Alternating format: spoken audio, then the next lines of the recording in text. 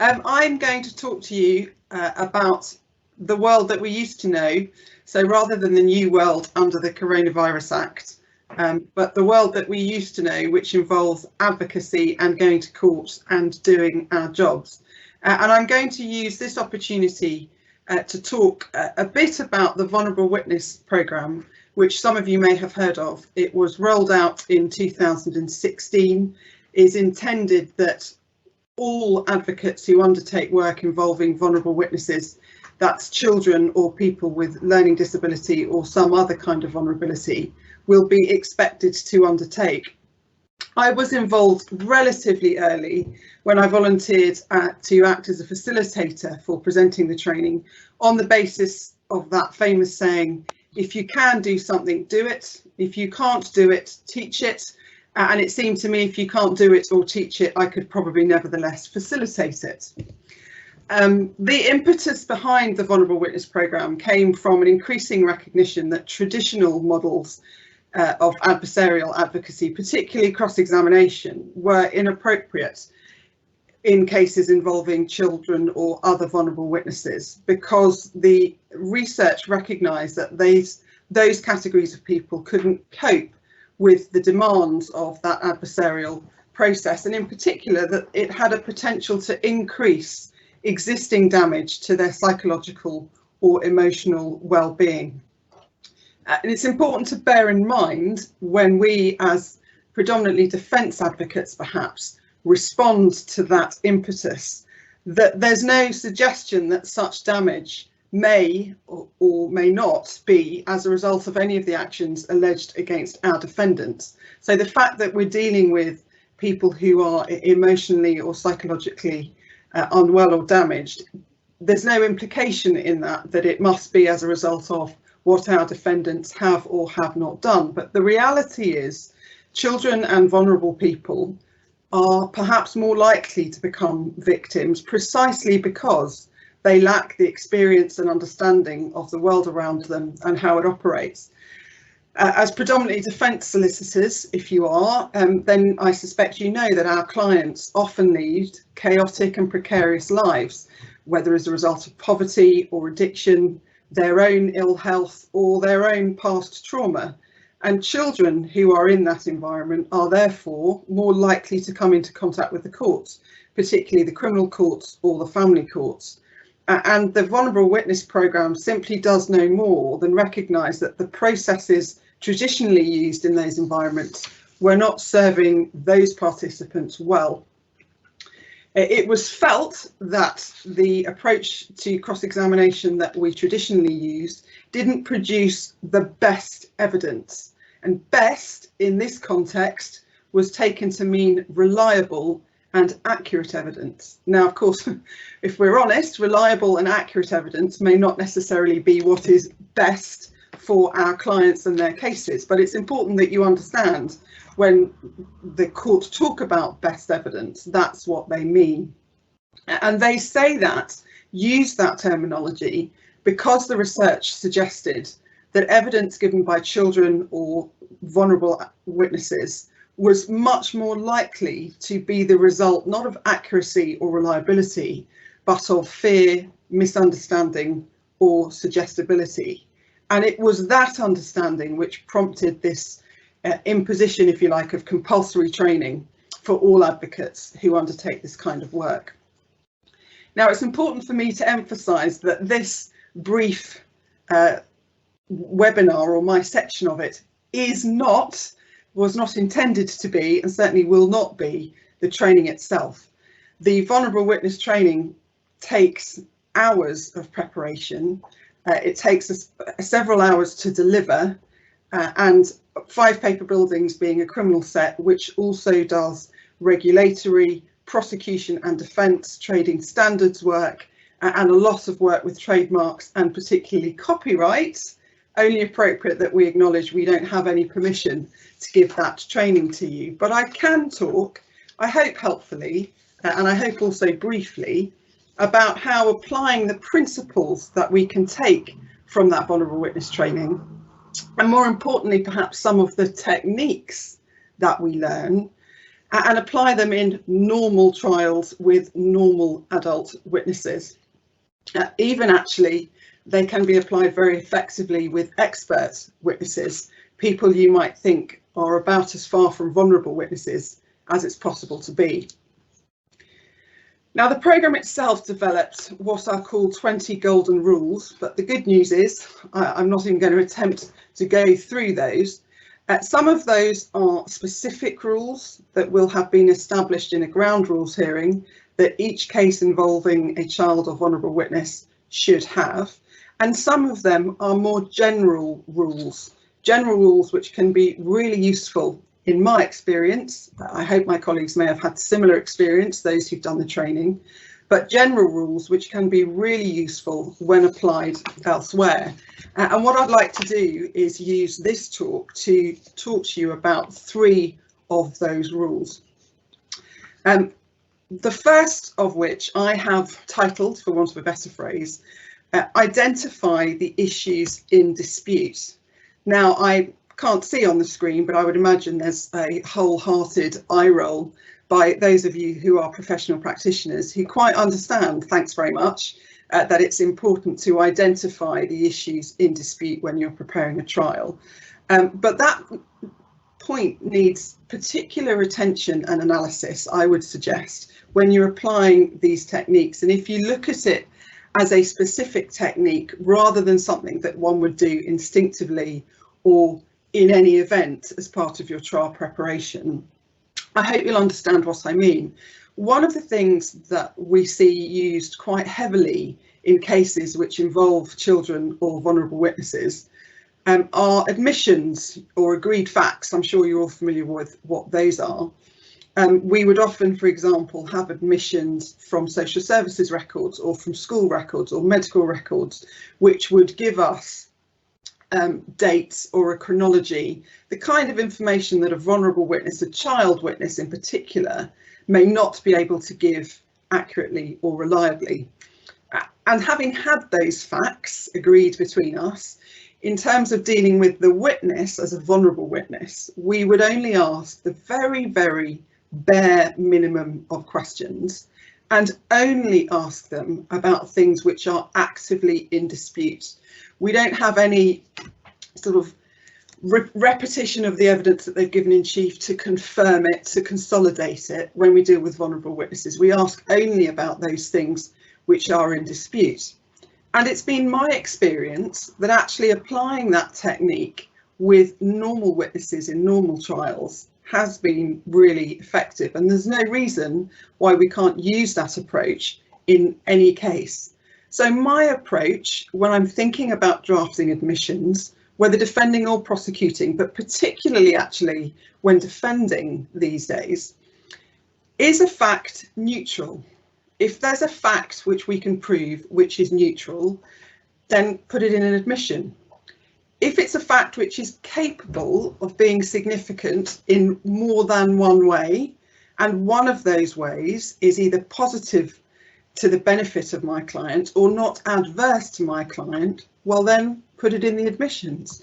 The joy of admissions is that you can make whatever comment you like about them at the end in your closing speech. And the advantage, of course, of making a comment in a closing speech instead of to a witness is that the witness can't answer back, can't clarify or explain what they meant, and certainly can't expand on it. So I use admissions as a result of my experience with vulnerable witnesses in most of my normal cases. And of course, very few things get a judge on side quite as efficiently as the prodigious use of admissions, because they are quicker and shorter in terms of court presentation, and so will always be encouraged and thanked for in reducing the evidence on behalf of the judge.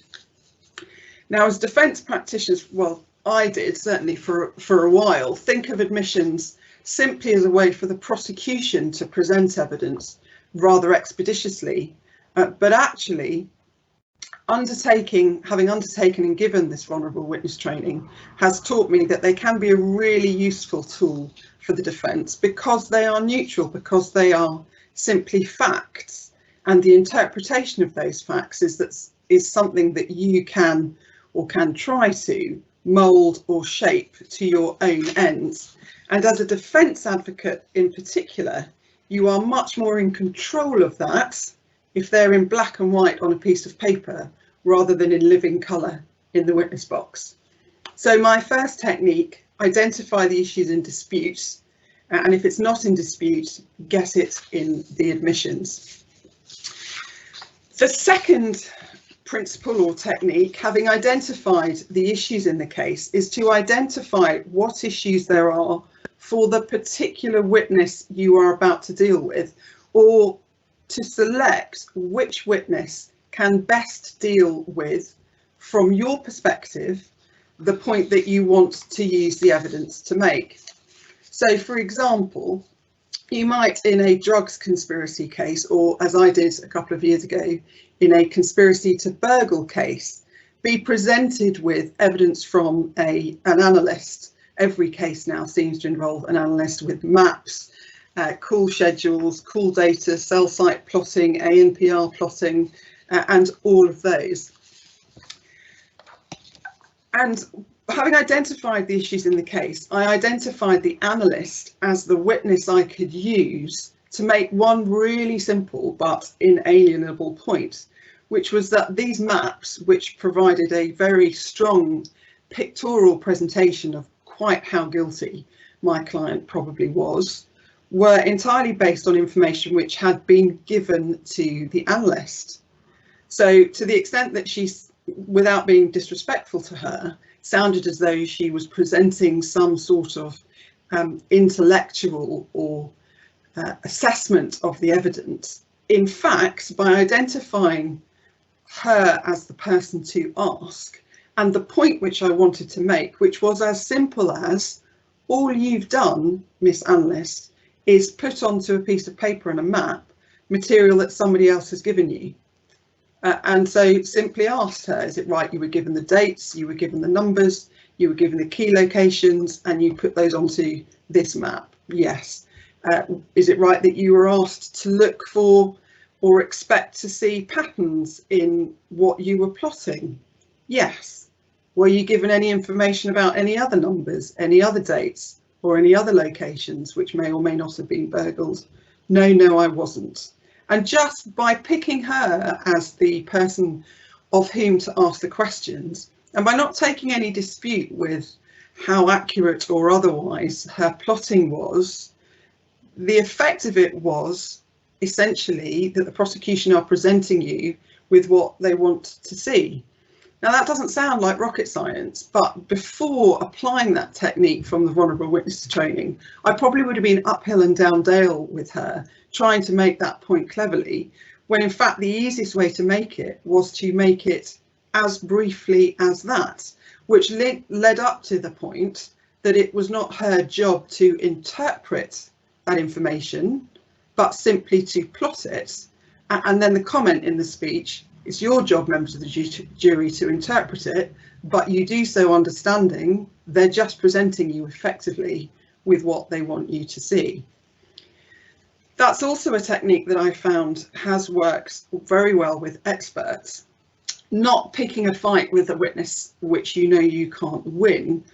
With experts, obviously they are unlikely to abandon or undermine their own expertise. I'm not saying it never happens. I know that there are colleagues in chambers who have been quite proud when they've managed to cross-examine experts into admitting that they don't know what they're talking about, but it's a relatively rare occurrence. But you can use that approach of very short, limited questions to illustrate, with those, almost as a virtue of the brevity of the questions themselves, to illustrate the limitations of their expertise. And that's, as a defence advocate, something that may be helpful or advantageous to your case. So that's my second key principle, is to identify the issues in the case and the witness with whom you can make that short point in the fewest number of questions. And then the final technique that I'm going to talk to you about in the last few minutes before I hand over to David Osborne is to signpost signpost, signpost, signpost. We're probably all familiar with the kind of introductory remark from a defence barrister to a child witness. Now then, Johnny, I'm going to ask you about the day you went to the zoo with Uncle Philip. We've all seen that. I'm overplaying it a little bit or doing it a little bit deliberately naively, but it's a technique we use with children to control the witness and to take them in their heads, if you like, to where you want them to be. We probably wouldn't ask little Johnny, I want to ask you about when you saw Uncle Phil, because we may very well get the answer from little Johnny. Oh, is that the times I saw Uncle Phil when he used to touch me, or the times when I saw Uncle Phil when he used to buy me sweeties, or the time that I saw Uncle Phil and he used to do X, Y and Z. Whereas by asking little Johnny, I want to ask you about the day you went to the zoo with Uncle Phil, Johnny's attention is very, very focused, and you can control in doing that what little Johnny is thinking about and what he's being asked to remember. Well, that technique works equally as well with an adult witness. Really, it's common sense when you think about it, because you're taking them in the same way that you did with little Johnny to a particular fixed point in time, or a particular fixed topic, or a particular fixed exhibit that you want to ask them about. You're simply signposting it straight away, front and centre. It's a technique which works especially well, in my experience, in multi-handed cases. If you have the luck to be further down the indictment and a lot of the narrative of whatever it is that the jury are considering has already been covered by your colleagues, because you can go straight to what you want or need to cover only in respect of your defendant. And that might mean, whether in a single-handed case or a multi-handed case, that you only have a very few topics to cover with any individual witnesses or with each of the witnesses in succession. And you know, that's absolutely fine, because by saying to a witness, for example, Mr. Smith, I want to ask you about 3 things. What you're doing by using that signpost is communicating to everybody in the court a significant amount of information, and simply put, that you are in control. The witness, having been told, actually, I've only got 3 topics to cover, may very well think, particularly if they've been cross-examined by colleagues already, oh, thank goodness, I'm not going to go round and round the same material again. Possibly 3 topics, this is going to be really easy. Or maybe even, well, he or she, the advocate asking these questions, is obviously not going to give me a hard time then, because they're only going to ask me about 3 things, and that's probably not going to last that long. And it's been my experience, and obviously I can only really speak to my own experience, that tends to cause witnesses to relax, to be a little more open, a little more willing to answer your questions, and that can involve more willing to make helpful concessions. Not always, obviously. Sometimes the very few points that you need to put result in a flat denial. And so, in fact, all you achieve with your 3 questions is 3 disagreements or denials. But you know, that's okay, because you can just put your point, move on to the next topic.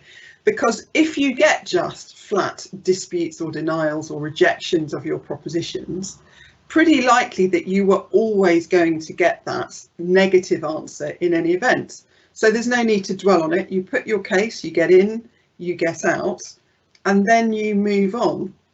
Now, there's a temptation sometimes, I suspect some of you have seen barristers do it, to say to a witness, now, Mr. Smith, I have to ask you this, and I know you're going to disagree with me, but, and then they put the question, and lo and behold, Mr. Smith disagrees with them.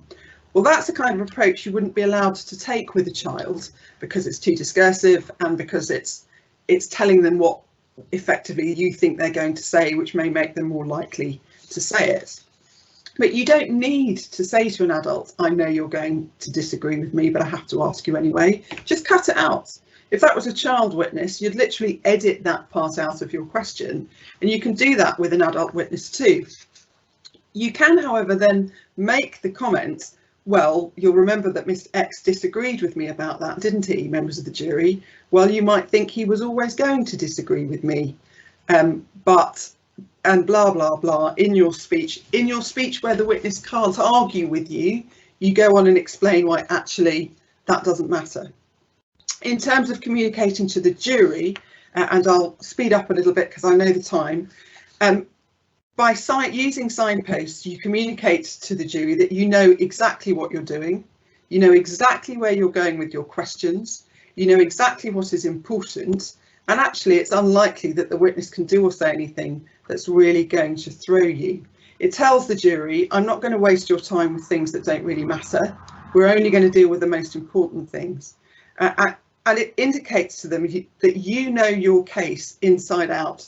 You know the case well enough to know what needs to be asked and what doesn't. You're telling the jury by using signposts consistently and accurately that you've done the work, you've done the analysis, and effectively that they can trust you because you know exactly what you're doing. And almost you're saying to them, I'm going to guide you through these matters which are really important. You, the jury, can literally follow the signposts to where it is that you want them to be. It's important that you understand it doesn't matter actually if they don't understand at the point you ask the questions what the significance of them is or is likely to be, because that comes when we pull everything together in your closing speech. And I'll leave as the last point how gratifying it can be when you stand and talk to your jury or your bench, because these techniques would work equally well in a magistrate's court, when you can say to them, well, you may wonder why I asked Mr.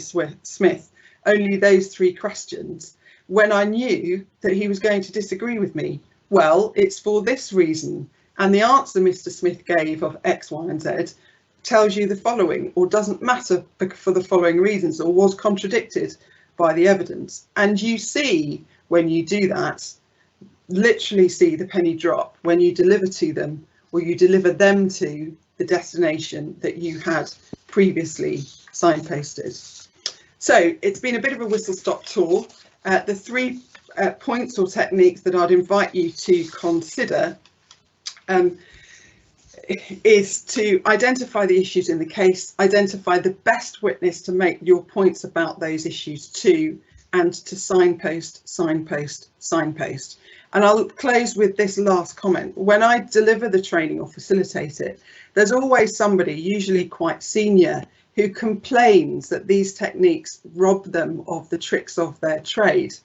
Well, I encourage them to think of developing these practices and techniques as learning new tricks, and I hope that we have all appreciated that even old dogs, even old barristerial dogs with grey wigs, can learn new tricks.